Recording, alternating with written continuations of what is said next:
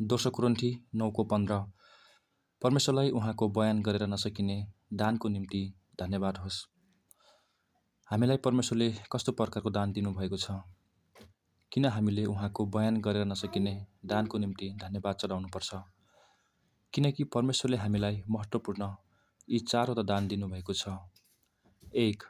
अनुग्रहको दान, रोमी 5:15 तर अपराध जस्तो छ अनुग्रहको दान त्यस्तो छैन।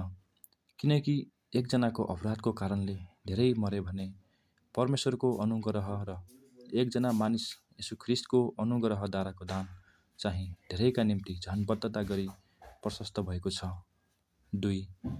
मुक्तिदान, एफेसी 2:8 किनकि तिमीहरूले विश्वासद्वारा अनुग्रहले मुक्ति पाएका छौ, अनि यो तिमीहरू आफैबाटको होइन, यो परमेश्वरबाटको दान हो।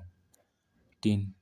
धार्मिकताको दान, रोमी 5:17 किनकि एउटै मानिसको अपराधको कारणले मृत्युले एकजनाद्वारा राज्य गर्यो भने अनुग्रहको र धार्मिकताको दानको प्रशस्त पाउनेहरूले झन् बद्धता गरेर एकजना यीशु ख्रीष्टद्वारा जीवनमा राज्य गर्नेछ। 4. जीवनदान, तीतस 2:14 हामीलाई सबै अधर्मबाट छुटकारा दिनलाई र असल कामहरूमा जोसिलो भएको एउटा विशेष जातिलाई आफ्नै निम्ति शुद्ध पार्नलाई उहाँले आफैलाई हाम्रा निम्ति दिइहाल्नुभयो। आमेन।